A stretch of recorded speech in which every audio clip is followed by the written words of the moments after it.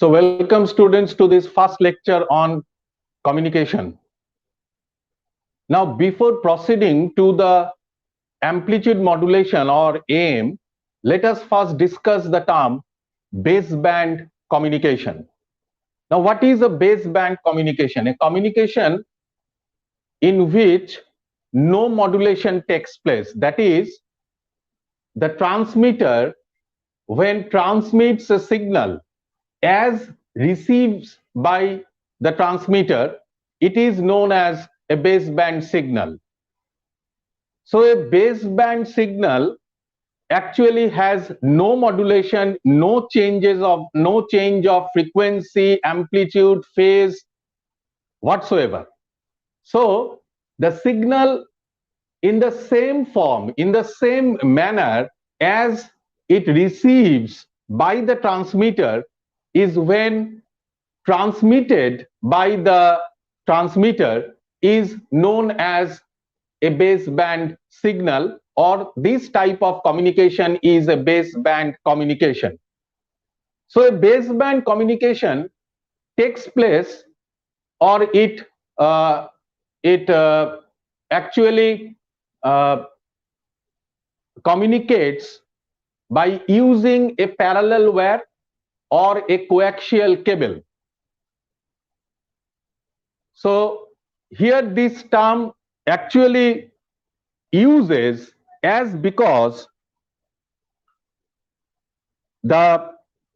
it indicates the band of frequencies of the signal delivered by the source or by the input transducer.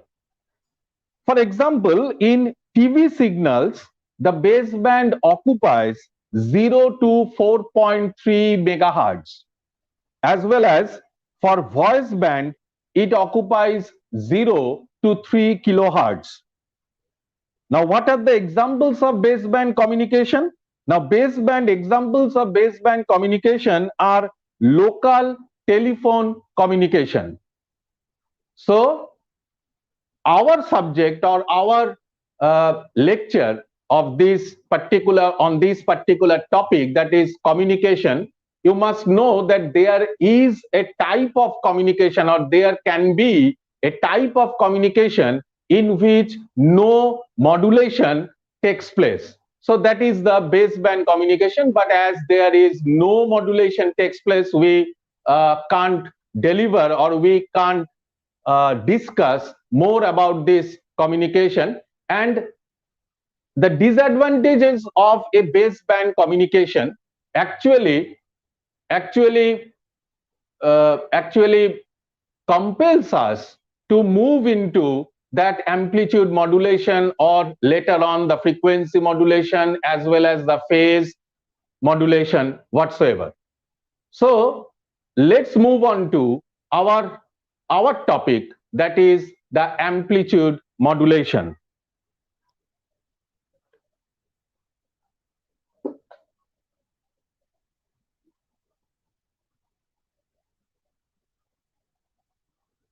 So what are the disadvantages of this baseband communication that actually makes us to discover amplitude modulation? Actually, whenever a signal is transmitted as it is received by the sender without doing any changes over it, that is, as the frequency, as the amplitude, as the phase received by the transmitter sending from the sender itself, it actually requires a large size of an antenna. Now that size of antenna actually compels us, or the size of antenna what we can calculate to find out if the communication takes place under the baseband communication, that is no modulation takes place, and that type of, or that size of antenna is quite an impossible task to construct. That is the first and main reason. And number two, now whenever this type of signal is communicated over distance, now that, as we know, that every electromagnetic signal radiates as it moves on.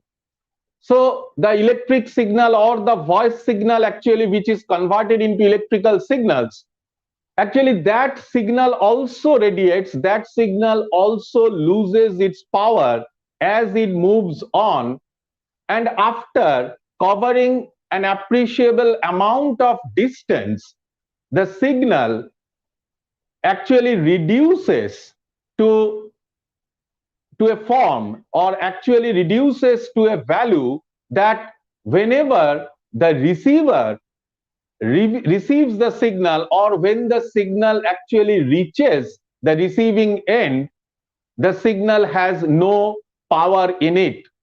So we can't communicate if a signal is if a signal is communicated without any modulation takes place. And that is the reason why we are interested to modulate a signal. Modulate a signal. Modulation means change. Modulate means changing. So modulating a signal means a signal is to be changed. Now, you can ask me that if a signal is changed, then the information must be changed, or the information what the signal is actually carrying, they must be changed. No. In communication, we have two signals as a whole, or in average.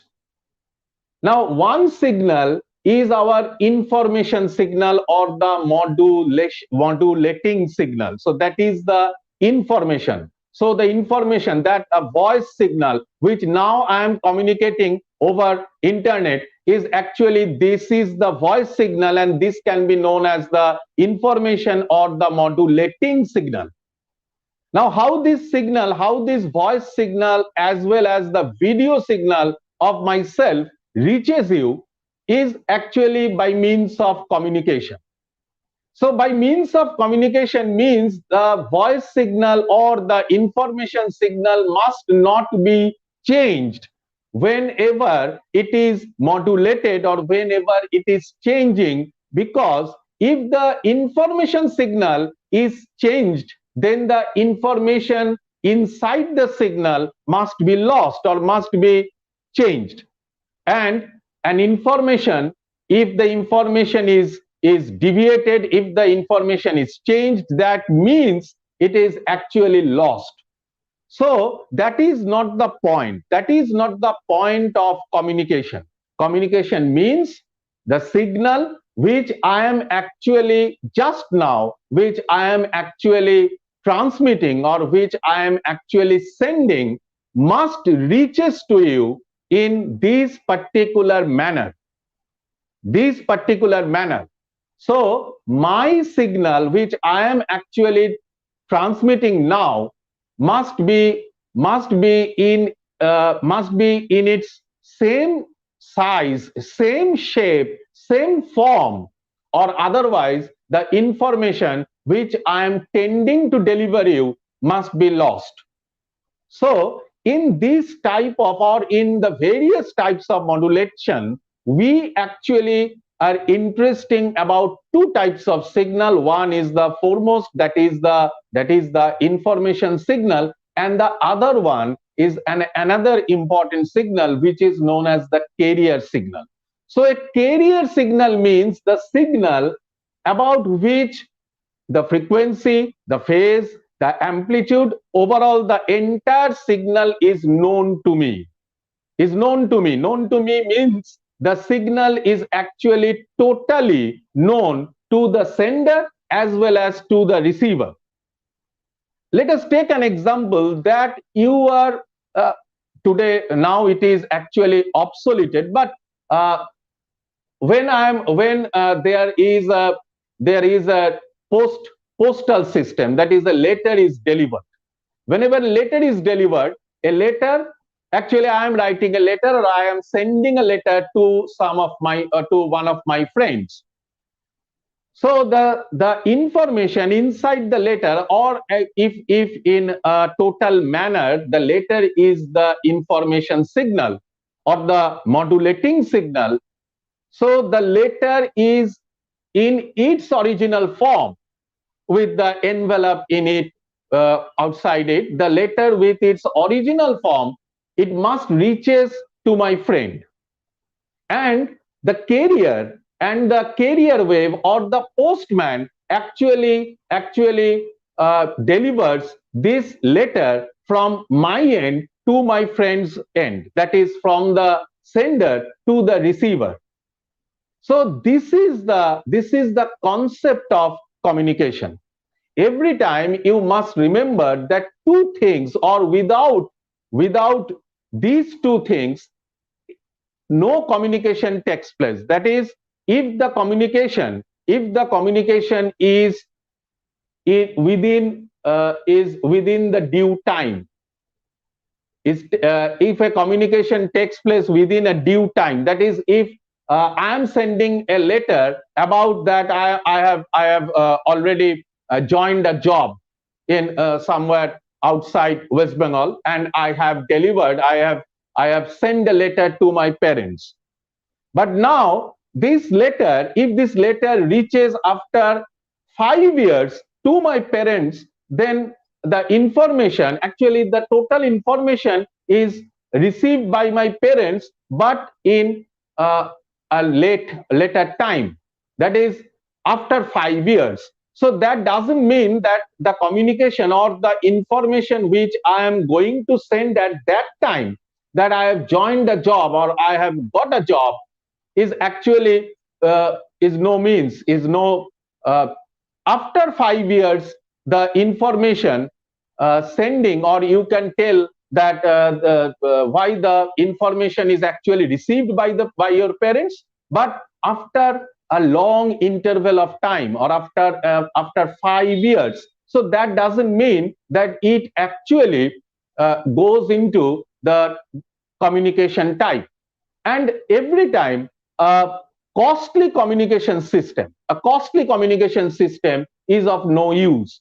If a telecommunication system launches with a large value, with a large rate of calling, with a large rate of giving information, then in our country, in our India, that communication also does not affect the general people. So a communication system must aware that it must be cost affair, it must takes place in a due time, and number 3, or that is the most important part of the communication system, that the total information must be reached.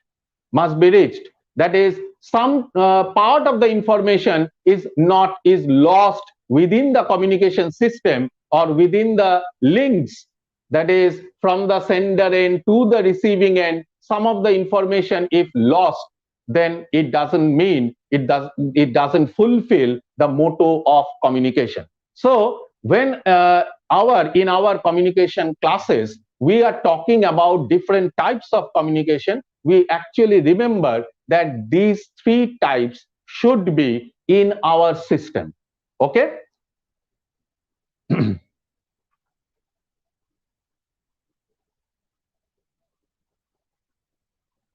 So let's move on to our main discussion, or the theory of amplitude modulation.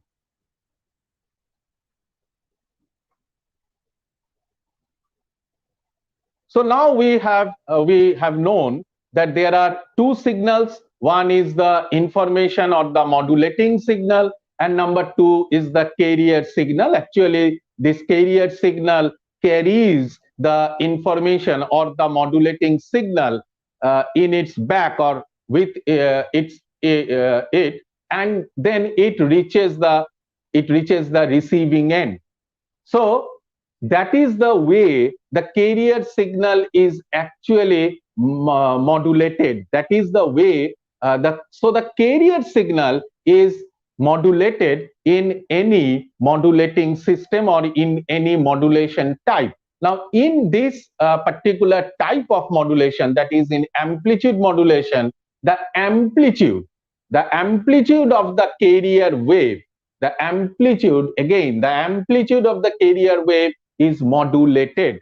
The amplitude of the carrier wave is modulated with respect to or proportionally to the modulating signal or to the information signal. So the information signal is not changing. The information signal is changing the carrier signal according, or the information signal is changing the amplitude of the carrier signal according to it, or according to the modulating signal, the amplitude of the carrier signal is being changed. So that is the basic principle of amplitude modulation. Okay, so let us derive the frequency spectrum of amplitude modulation. Now, to do this, first of all, let us consider a carrier signal and a modulating signal. So, a carrier signal EC and a modulating signal, let us consider it as EM. A modulating signal is EM sine omega mt, and the carrier signal is taken as EC sine omega ct. So this one is the carrier signal, and this is our information or the modulating signal. So this is the information. This information is to be communicated by means of this carrier signal. Okay. Now, by the definition of amplitude modulation, what I am talking right now, the equation for the modulated wave, it must be equals to the carrier signal, that is the amplitude of the carrier signal. This one is the amplitude. So this amplitude must be changed according to the information or according to the modulating signal. So that's why I am writing EC plus the modulating signal, that is EM sine omega mt. So now the amplitude of the carrier signal, that is EC sine omega ct, has been changed, and it has been changed according to the information or the modulating signal. Okay. Now, if I am taking EM common, so this one is EC sine omega ct plus EM sine omega ct into sine omega mt. Now, if EC is taken as common, it will be 1 plus EM by EC sine omega mt sine omega ct. Fine. Now this EM by EC is taken as small m, and that is the modulation depth or the modulation index. So we can write it as EC into 1 plus m sine omega mt into sine omega ct, and where m equals to EM by EC, and that is the depth of modulation or the modulation index. Now, if I am expanded this relation, we get, and applying that 2 sin A sin B formula. That is, so ET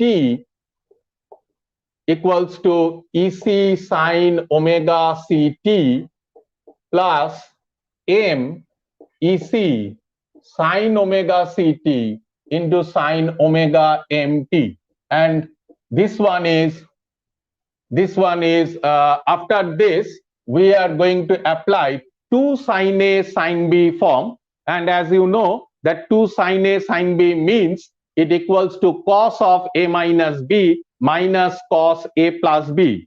It is cos A minus B minus cos A plus B. So we have EC sin omega CT, EC sin omega CT plus M into EC by 2 and then cos A minus B, that is omega C minus omega MT, minus cos A plus B, that is omega C plus of omega MT.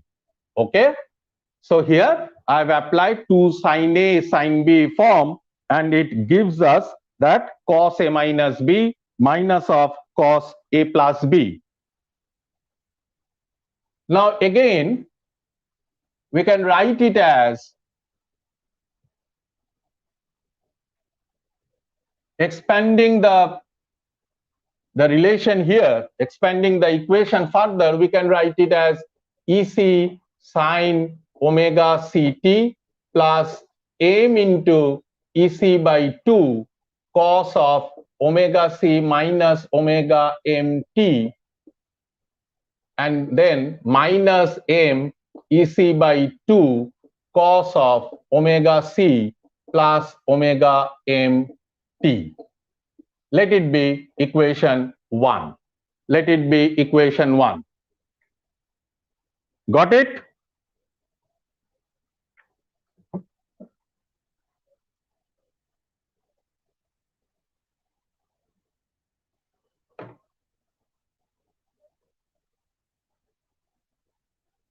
Just a quick feedback from you.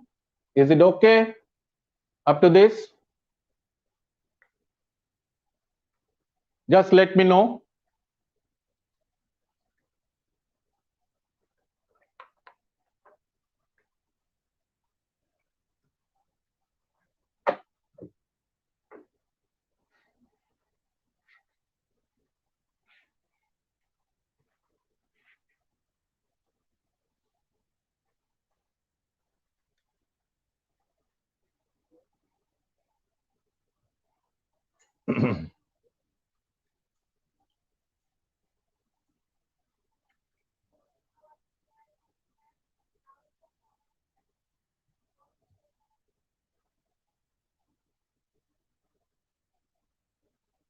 Okay.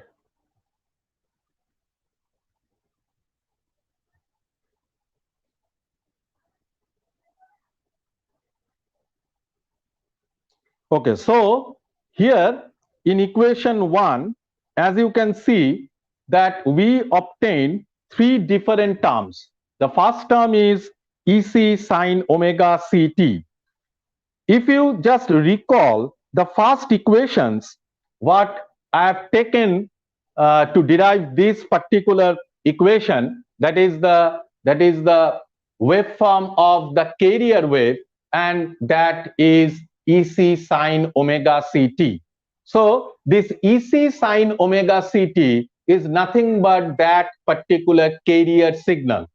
So in this derivation, or in this equation number 1, the first term is our carrier signal itself. So we can write it as the carrier signal.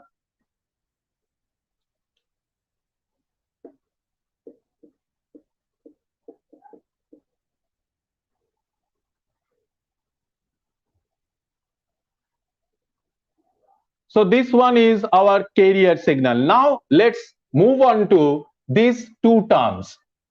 If you consider the amplitudes, if you consider only the amplitudes of these 2 terms, you find that the amplitudes are equal. That is M EC by 2. M EC by 2. So these 2 components having the same amplitude, but later on, if you move on to consider the frequency part, you find that this one is omega c minus omega m, whereas the latter or the third term has a frequency of omega c plus omega m. So these two components, that is the second part or the second term and the third terms, having same amplitudes but different frequency or different frequency components. So this term, that is the term containing omega c minus omega m t, is our lower sideband, and this one, that is the term or the third term which contains the frequency value omega c plus omega mt, is the upper sideband. So LSB means lower sideband and USB means the upper sideband. Now let's draw the frequency component. So let us consider this one, the carrier signal EC sine omega CT. So if I plot voltage versus the frequency, that is the voltage versus the frequency, then this one, that is at the frequency Fc, we have the carrier itself. It is the carrier and having the amplitude of EC, and besides this carrier signal, in a frequency Fc plus Fm, at the frequency value Fc plus Fm, we have the upper sideband signal, and the amplitude or the amplitude of the signal is m into EC by 2. Similarly, on the other side of the carrier, we have another signal, and that one is the lower sideband signal, and again the amplitude of it is equals to MEC by 2, and the frequency is Fc minus of Fm. So this is the frequency signal or the frequency spectrum of an amplitude modulated wave. So here from the figure, we can see that there are two sidebands which are actually equally spaced, on both sides or on either sides of the carrier. Now the carrier amplitude actually remains the same, but the amplitudes of the sideband depend on the values of m. Here, as you can see from equation 1, that the amplitude, or rather the carrier signal, has its original form, has its original value, that is EC sine omega CT. So the carrier, so the resultant signal or the resultant wave derived in equation 1, it has three components, but the first component is actually our carrier signal, and as you can see, interestingly, the carrier signal has not changed its form. It has the same amplitude, it has the same frequency before the modulation takes place.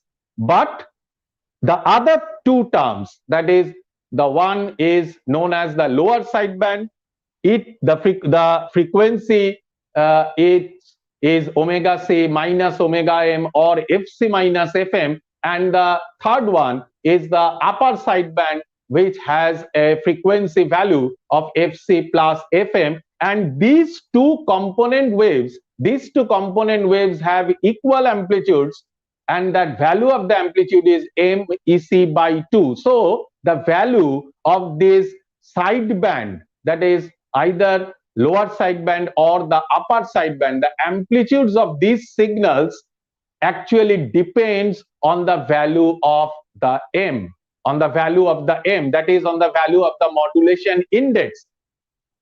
Okay, depth of the modulation, or here lies the significance of the modulation index. If you put m equals to 1, the amplitudes of the sidebands will be equal to EC by 2. Fine, that is EC by 2. That means it is actually half of that of the carrier.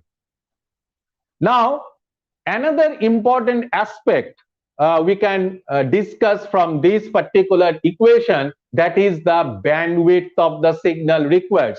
Because if the bandwidth increases, if the bandwidth of a signal increases, it actually increases the cost. It actually increases the cost affair to communicate that particular signal. So here as you can see, one of the sideband lies in the frequency value Fc plus Fm, and the other one, that is at the extreme end of that particular spectrum, the frequency value is Fc minus Fm. So the bandwidth will be Fc plus Fm, that is the upper sideband frequency minus the lower sideband frequency.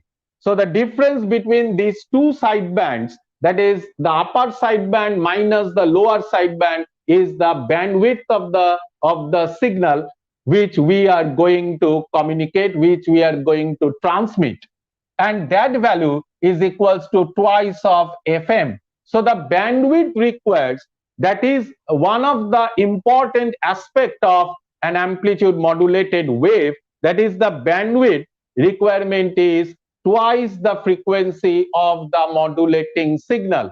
So if you have an information signal of frequency 10 kilohertz to communicate or to send that particular 10 kilohertz frequency signal by means of amplitude modulation, you have to require, or you must require, a bandwidth, a bandwidth of 2 into 10, that is 20 kilohertz bandwidth you require.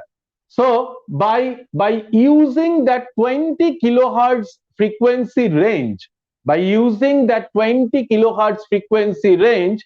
you are actually sending an information of frequency 10 kilohertz, and that is the most disadvantaged part of an amplitude modulation system. That is, you have to use, or you have to require a double of the frequency of the information signal. Now here at this point of discussion, I have discussed the entire process by considering a single component information signal. I have considered a frequency, or I have considered a signal which has a 10 kilohertz frequency range. Now, let's consider that this voice signal is communicated. If this voice signal is communicated over this amplitude modulation system, what does it implicates? Now, as I'm talking, you all know that a voice signal has its frequency range from 30 hertz to around 3 kilohertz, or we actually talk about 20 hertz to 20,000 hertz, that is 20 hertz to 20k. But generally, a male voice has a component range of 30 hertz to 3 kilohertz.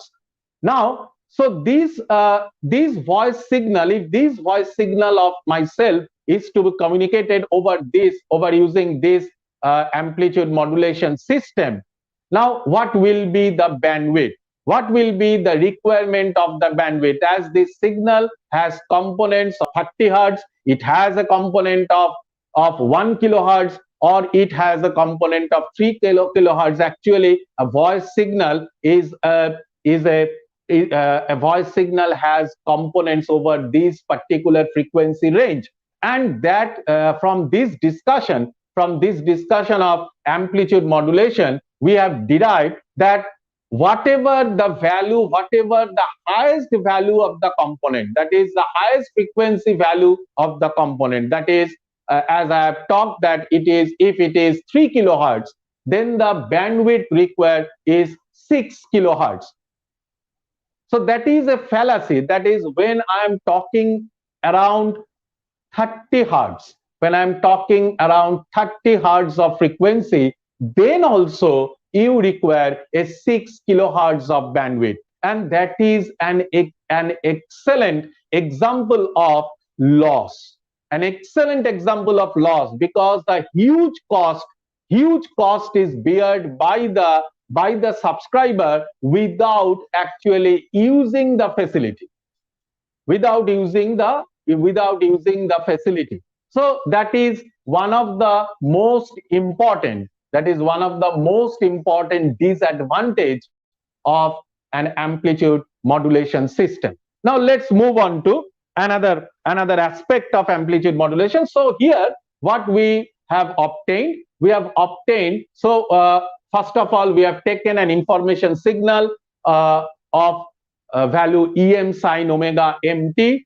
Later we have taken a carrier signal of ec sine omega ct, and actually from the definition of amplitude modulation, as we have already learned, that whenever an amplitude modulation takes place, the amplitude of the carrier signal is modulated by the modulating signal. So the amplitude of the carrier, that is ec, is being changed to ec plus em sine omega mt. So the carrier signal has modulated. So the carrier signal, or the amplitude of the carrier signal, is modulated by the modulating signal itself. And after some mathematical steps or derivations, what we have obtained, equation 1. Equation 1 is the resultant wave, and this particular wave has 3 components. One is the carrier itself, and the other 2 are known as the lower sideband and the upper sideband. And from this particular equation, we have drawn the frequency spectrum. Here is the carrier frequency. You can find out that this particular carrier signal has its maximum amplitude, and that amplitude is EC. So the amplitude of the carrier derived from this equation 1 has not been changed. Number 2, the lower sideband, and it is being plotted at the frequency range Fc minus Fm, but as you can see that the amplitude of this particular wave is having the value of m ec by 2. So this amplitude actually depends on the value of m, and that m is nothing but the modulation index, or the depth of modulation, that is how much the modulation takes place. So if we take m equals to 1, that is 100% modulation takes place. That means the amplitude should be EC by 2, and that is half of the amplitude of the carrier signal itself. Again, the third component, that is which actually places on the either side of the carrier signal, and that is VUSB, that is the upper sideband signal, which has actually the frequency value Fc plus Fm, and again similarly it has an amplitude of EC by 2 if we take m equals to 1. So the two components, or the two sideband signals, having the same amplitude, if you take m equals to 1, m equals to half, and so any value of m, these two components, or these two sidebands, having the same amplitude, and the bandwidth required for an amplitude modulated wave is twice the frequency of the modulating signal, that is 2 of Fm. Okay.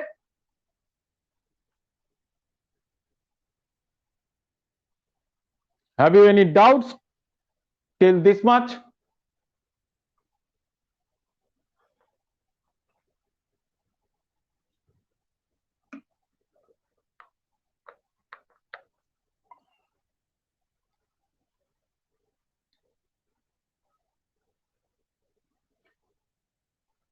Actually, I have planned to take your classes, or I have planned to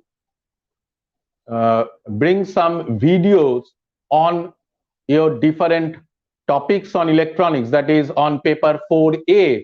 And as you all know, that I have already posted 2 videos on consecutive 2 days. But frankly speaking, it hurts me. It hurts me because every time a recording of a video topic, it requires a lots of amount of time, lots of amount of perspiration. But after that, if nobody watches this, if you people are not interested to watch these videos, so and as you know that these particular classes right now which I am taking, it actually is a paid class.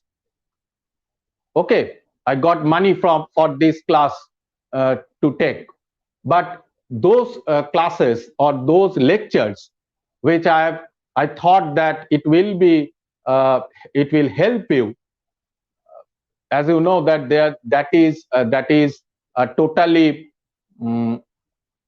free service. But after that particular involvement from my side, I am thinking that actually it will be of immense help to you.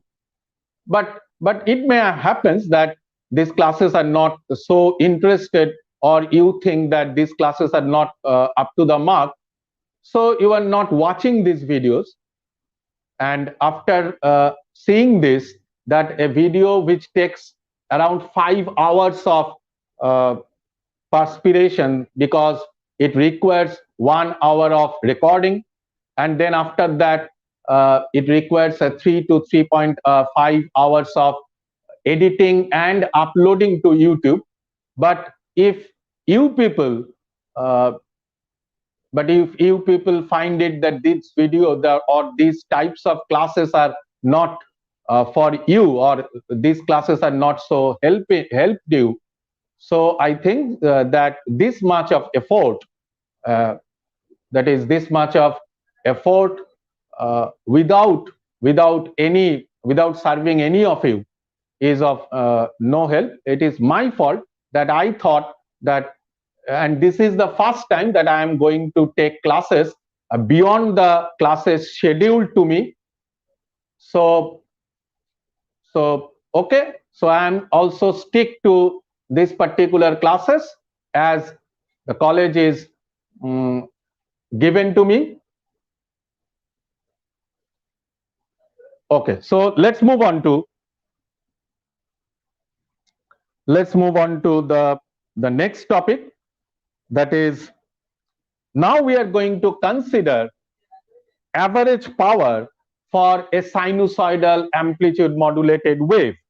Actually, in the total discussion of amplitude modulation,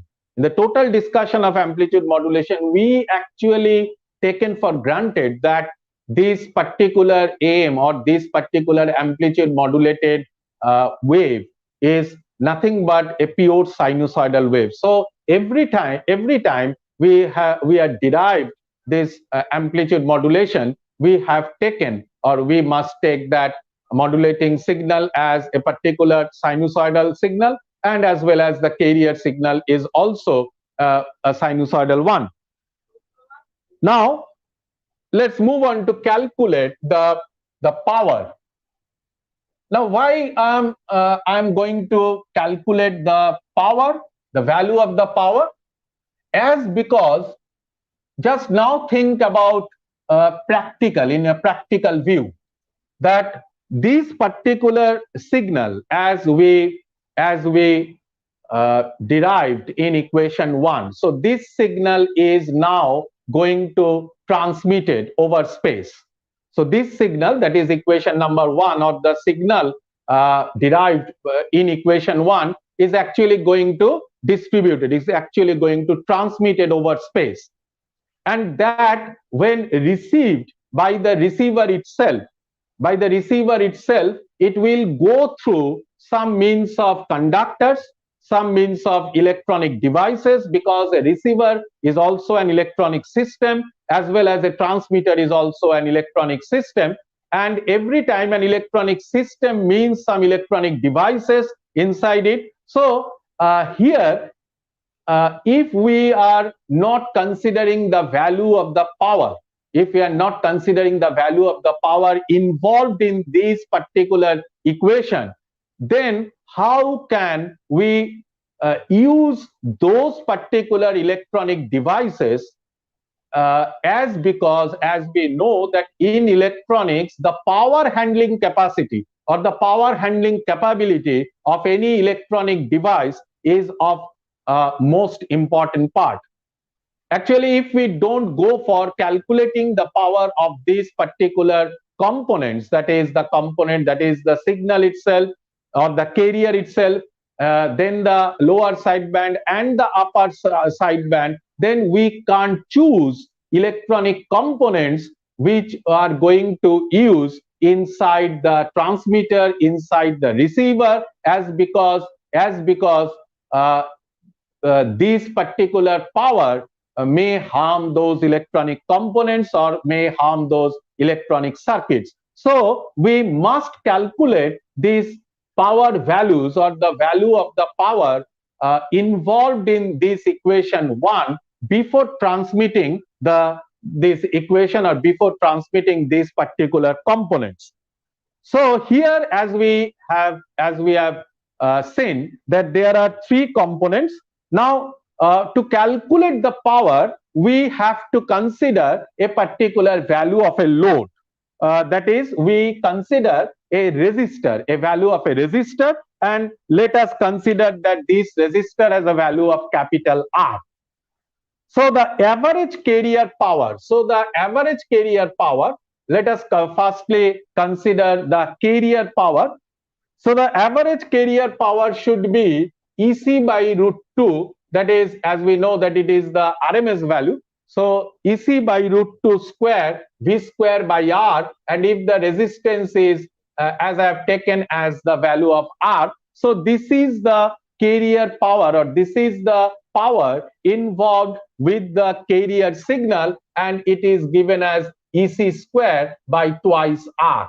So this one is the power involved with the carrier signal.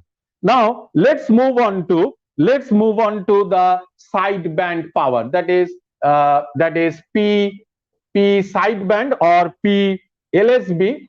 And as you know from the equation 1, that the power involved with the lower sideband is equals to the power involved with the upper sideband, that is P LSB equals to P USB. And as because the value of the voltage is MEC by 2, so it will have MEC or M by 2 EC by root 2 whole square into 1 by R.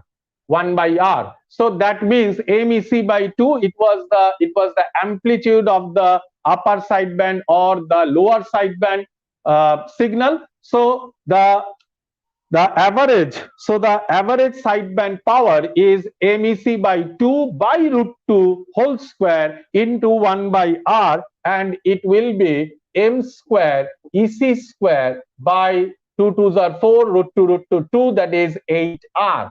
So the value of the upper sideband or the value of the power involved with the upper sideband or the lower sideband is actually equals to M square EC square by 8R. Now in terms of, if this value is written in terms of the power involved with the carrier, that is EC square by 2R, so we can write it as M square by 4 EC square by 2R. You can see this is the value M square EC square by 8R. So I have written this particular value of the upper sideband or the lower sideband or the power of the PSB or LSB equals to, in terms of carrier, that means it is m square by 4 into the carrier power, m square by 4 into the carrier power. So this much power is involved with the lower sideband or the upper sideband signal.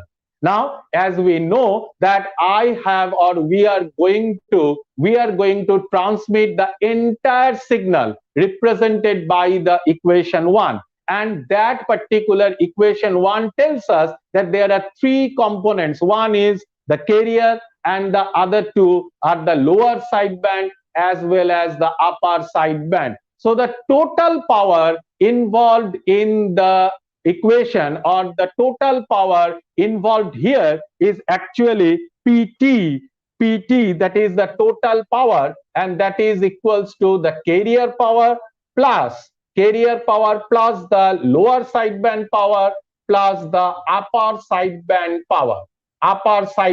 power.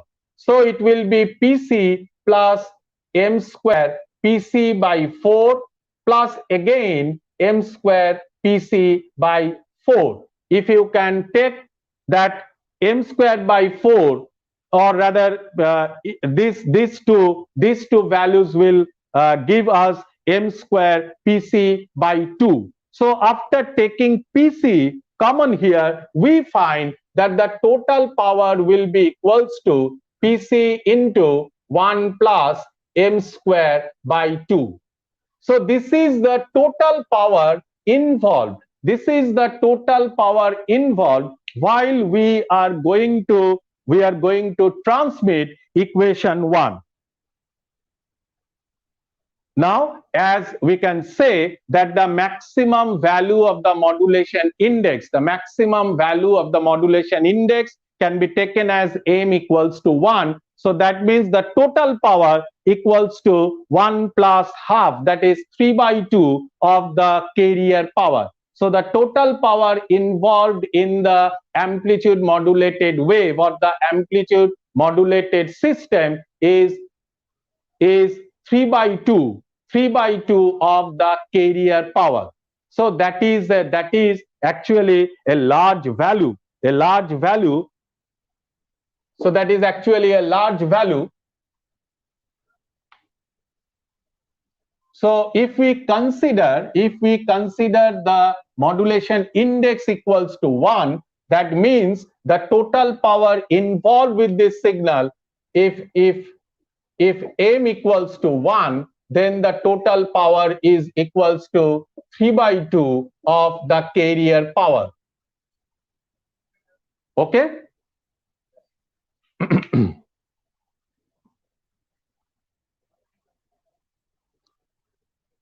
Is it okay?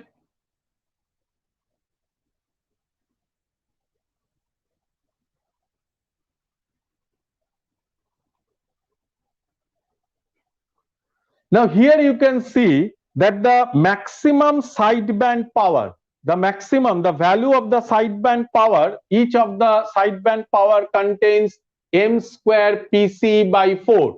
This is the power of the upper sideband as well as the power of the lower sideband. So this much power is actually associated with the two sidebands, that is of m square PC by 4. M square by 4 into PC. And if you take m equals to 1, that is the maximum sideband power will then be of the value PC by 4. That is only 25% of the carrier power. So the upper sideband or the lower sideband, that is either of the two sidebands, will have only 25% power of that of the carrier itself. So now if you consider that what is the carrier, actually the carrier wave contains no information here. Okay, the carrier wave is our known wave, that is, but the information actually lies within the sidebands, that is within the upper sideband or within the lower sideband. But whenever we are talking about the power contained inside the wave, we have found that these two sidebands, that is the upper sideband as well as the lower sideband, contains only 25%, contains only 25% of the carrier signal power.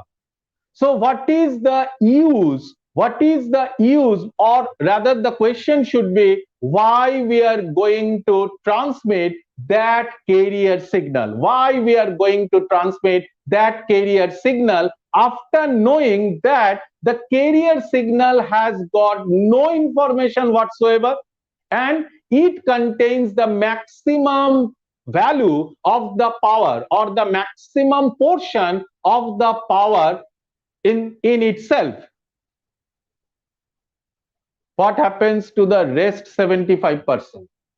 No, 25% of the power if we consider the value of the m equals to 1, but that is actually an ideal value. That is, we can't make m equals to 1. That is 100% of the modulation cannot take place. But if we take m equals to 1 for easy simplification, so after taking m equals to 1, what we see that each of the sideband, this is one of the sidebands, we have two sidebands, so each of the sidebands contain 25% of the power as the power contains in the carrier.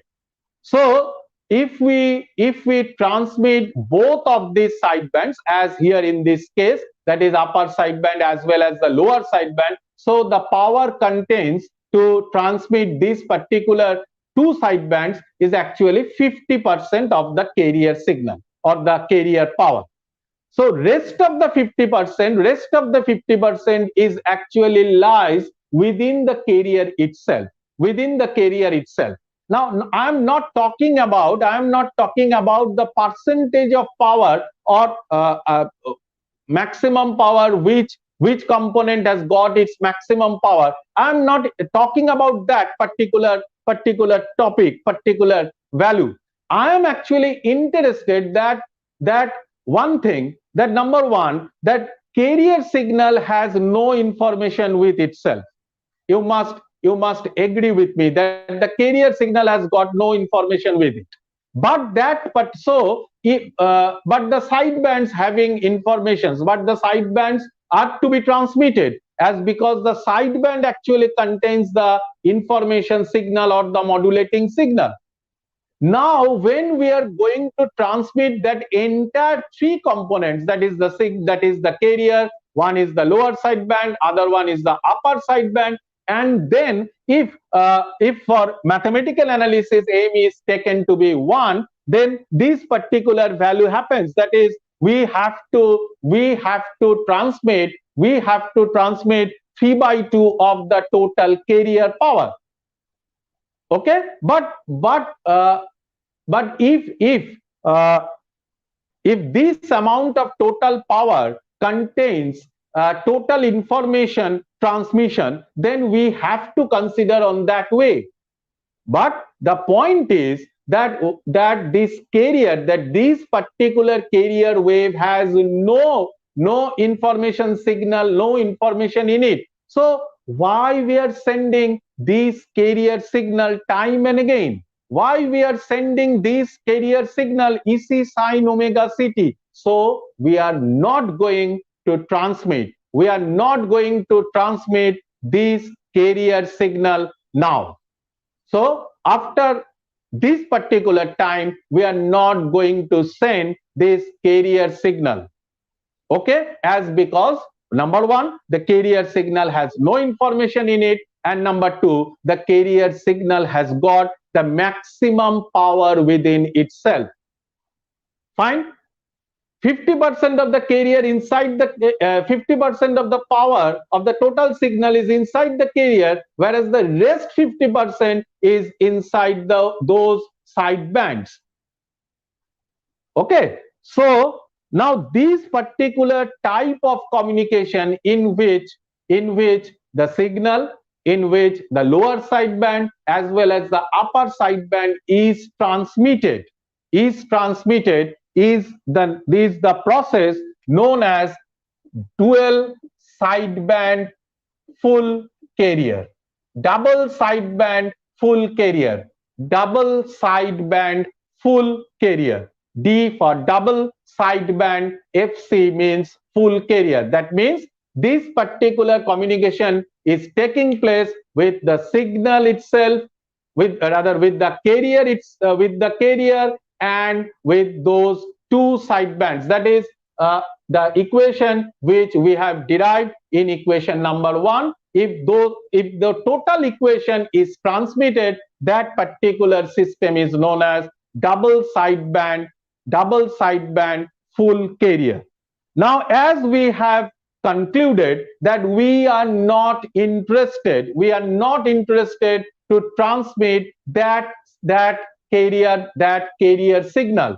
So we have to suppress the carrier signal within the transmitter, or rather within the receiver, because at this particular instant, if someone is a transmitter and the other one is a receiver, after a particular time or after some times, the reverse thing may happens, that the transmitter becomes the receiver and the receiver becomes the transmitter. So when we are talking about a transmitter as well as a receiver, we are actually combining these two as a whole. That is, so we are not going to transmit this particular carrier within the particular framework. So we must suppress the carrier within ourselves. So the transmitter, when it is going to transmit equation 1, it must suppress the carrier, or when the receiver is going to transmit.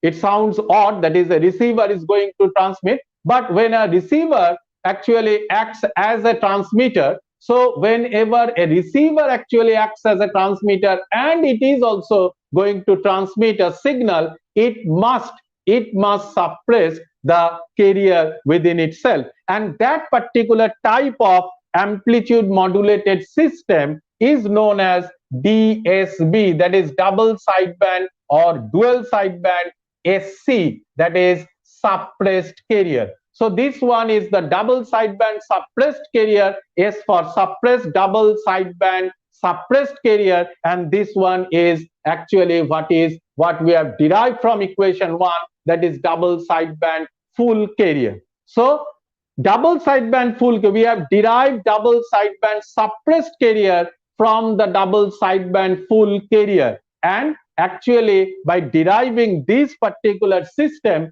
that is double sideband suppressed carrier, we actually save in terms of power. That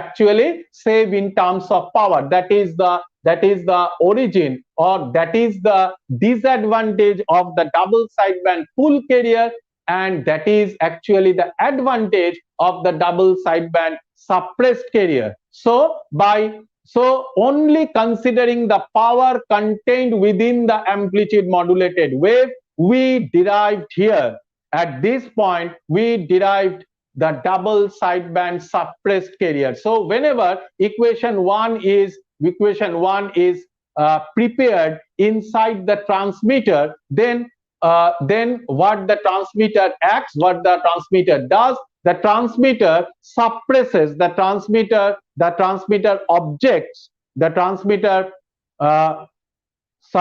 suppresses the carrier within itself, and then only the transmitter transmits the two sidebands. So after this, it can actually saves a lot of amount of power. So this is the reason why we are talking about double sideband suppressed carrier. Is it okay? Have you any doubts?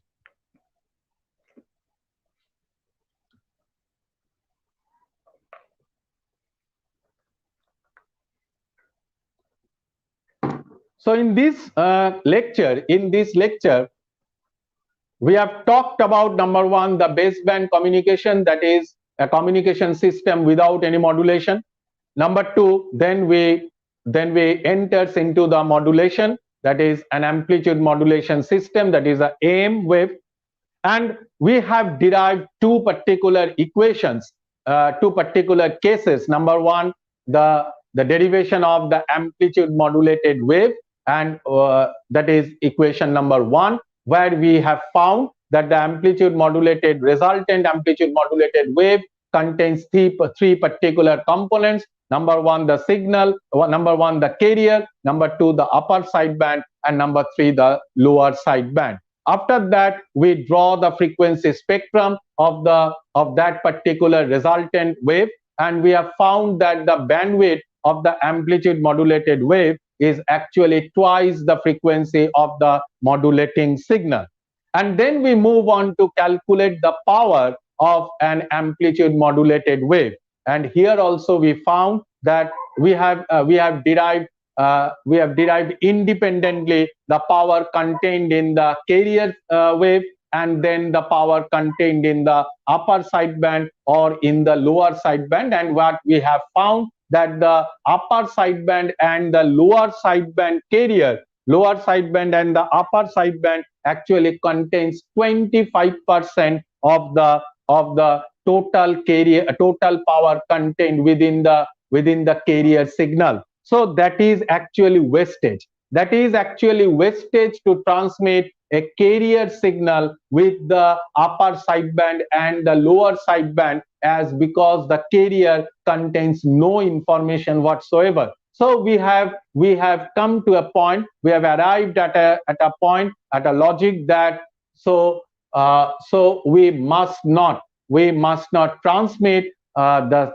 amplitude modulated wave with the carrier itself, with the carrier inside it. So we have arrived at a point at which we defined, or at which we have explained that the transmitter or the receiver must contain the carrier within itself, and they only transmit the upper sideband and the lower sideband, as because it saves a large amount of power.